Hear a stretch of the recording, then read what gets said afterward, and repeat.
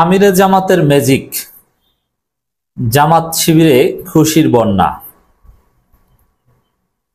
জামাতের কথা রাখলো প্রফেসর ইউনূস। দর্শক,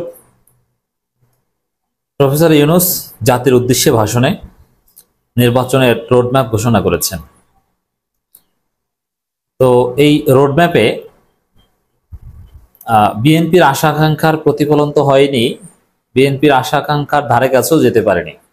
বিএনপি বলেছিল জানুয়ারিতে ডিসেম্বরের নির্বাচন, 31 ডিসেম্বর, একদিন পরে যাওয়ার সুযোগ নেই, আর সর্বোচ্চ জানুয়ারি হতে পারে। 31 ডিসেম্বর একদিন পরে যাওয়ার সুযোগ নেই কথা বললেও তারা জানুয়ারিতে দিলে তারা মানত বা খুশি হতো, যদিও তাদের মানা না মানায় কারো কিছু আসে যায় না। কারণ বিএনপি যে ধনসে পলিটিক্যাল পার্টি, তাদের আন্দোলন, হুমকি ধামকি এগুলোর চারানা দাম কেউ দেয় না।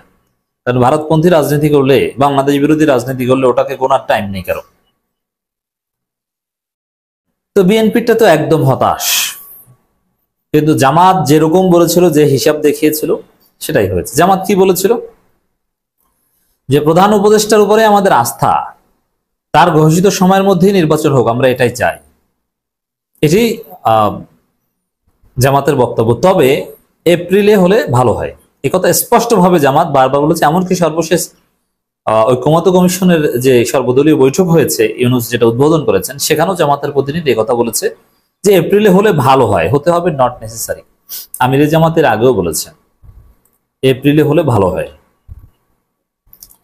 তো দর্শক, সে এপ্রিলের প্রথমার্ধেই জাতীয় নির্বাচনের রোডম্যাপ, যার ফলে জামাতের প্রতিক্রিয়া বিভিন্ন গণমাধ্যম শিরোনাম করেছে এভাবে: নির্বাচনের সুনির্দিষ্ট সময় শুনে খুশি জামাত ইসলামী। এই খুশির কয়েকটা কারণ। একটা হচ্ছে যে তাদের প্রস্তাব গৃহীত হয়েছে। এখন বাংলাদেশে তো একটা কালচার আছে যে জামাত কোনো কিছু বললে, সেটা হয়ে গেলে বা সেটা করলে তাকে জামাত ট্যাগ দেয়। এখন ডক্টর ইউনূসকে জামাত ট্যাগ দেন, অবশ্য দেয়। ডক্টর ইউনূসের ট্যাগ কি জানেন? সুদখোর মৌলবাদী। মানে এখন জামাত হলে তো আবার সুদখোর হতে পারে না, এটা একটা দিক। আবার মৌলবাদী মানে জামাত। আওয়ামী লীগের ন্যারেটিভ হচ্ছে, ভারতের ন্যারেটিভ হচ্ছে সুদখোর মৌলবাদী, মানে সুদও খায় আবার মৌলবাদীও, জামাতও আবার সুদখোরও, আমেরিকার দালাল, দুইটাই। এই জন্য তার ট্যাগ হচ্ছে সুদখোর মৌলবাদী। এখন নির্বাচনে যে রোডম্যাপ দিয়েছে, এতে তো ভারতেরও মন খারাপ। তা ভারতীয় মিডিয়াগুলো যে সুদখোর মৌলবাদী দর্শনের প্রতিফলন বাংলাদেশের কথিত নির্বাচনের রোডম্যাপ, এরকম একটু রিপোর্ট করুক। তো জামাত খুশি শুধু এই কারণে যে না, তাদের প্রস্তাবটা পাশ হয়েছে, এতে জনগণের উপরে ইম্প্যাক্ট আছে যে না, জামাতের কথা রাখে বা জামাতেই যৌক্তিক কথা বলে, জামাতের কথা গৃহীত হয়। এমনকি প্রফেসর ইউনূসের পদত্যাগও ঠেকিয়ে দিয়েছে আমিরে জামাত।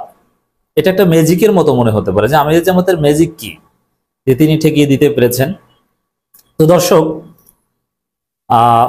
অবশ্য ওভারঅল আমি তো এই রোডম্যাপ সমর্থন করি না। আর এই রোডম্যাপ জামাতও শেষ পর্যন্ত মানতে পারবে না, কারণ জামাতকে লেভেল প্লেইং ফিল্ড দেওয়া হবে না। যেমন দেখবেন যে আপনারা নির্বাচনের সময় ঘনিয়ে আসলে জামাতের উপর হামলা করবে বিএনপি। তাদের প্রার্থীদের ঠিক মতো প্রচারণা চালাতে দিবে না, তাদের পোস্টার ছিঁড়ে ফেলবে, তাদের পোস্টার উপরে পোস্টার লাগাবে। এবং জামাত যদি কোনো অভিযোগ নিয়ে যায় যে আমাদের উপর নির্যাতন হচ্ছে, বিএনপির প্রতি পক্ষপাত করা হবে। শেষ পর্যন্ত জামাতই বলবে নির্বাচনের পরিবেশ নেই, আমরা মানি না। এপ্রিলে নির্বাচন আদৌ হবে না, কিন্তু জাস্ট প্রস্তাব গৃহীত হয়ে জন্য খুশি। এখন যদি না হয় সেটা তো সরকারের বা বিএনপির ব্যর্থতা, কিন্তু জামাত নির্বাচন চায় এবং ওই সময়ের মধ্যে নির্বাচন চেয়েছে। একটা মধ্যম, আমাদের সাথে মিলে না, কিন্তু একটা ভারসাম্যপূর্ণ পদ্ধতি তারা চেয়েছে। অতিরিক্ত সংস্কার, একদম বিচার অনেক করতে হবে তারপরে, এটা না, তারা মধ্যম মানের একটা স্ট্যান্স নিয়েছে। যদিও আমি আগেও বলেছি, আবারও বলছি, নির্বাচন হবে কি না it will depend on army কি স্ট্যান্স নেয় সেটা। আর্মি যদি প্রফেসর ইউনূসকে পরিপূর্ণ কোঅপারেট করে, তাহলে তারাই বলবে যে নির্বাচনের পরিবেশ নাই, এপ্রিলে নির্বাচন নয়।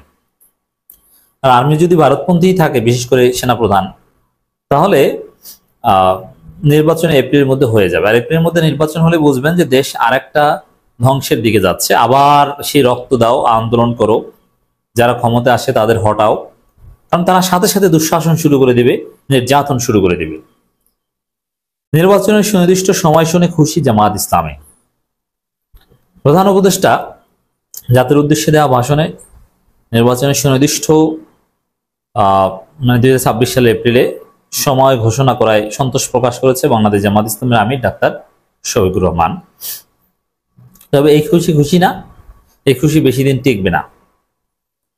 জামায়াত ইসলামের পক্ষ থেকে আনুষ্ঠানিক স্টেটমেন্ট দিয়ে এই খুশি জানানো হয়েছে।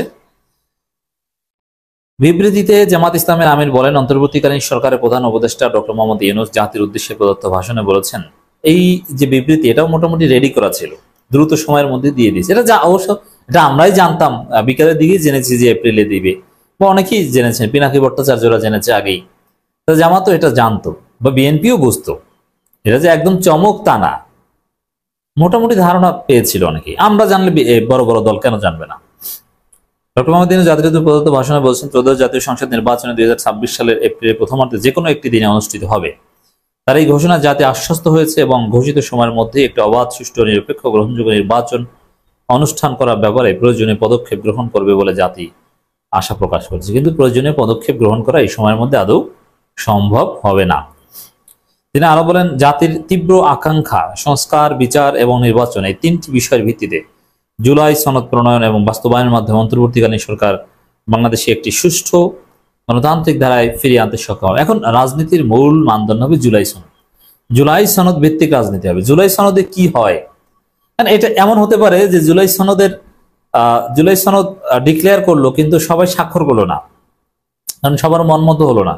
এমনকি আপনি সব জায়গায় ধারণা করবেন যে এই জুলাই সনদ স্বাক্ষর নিয়ে বিএনপি ঝামেলা করতে পারে, কারণ জুলাই সনদে এই জুলাই এটা 71-এর মতো গুরুত্বপূর্ণ, এটা বা 71 সমপর্যায়ে আসে এটাই চায় না।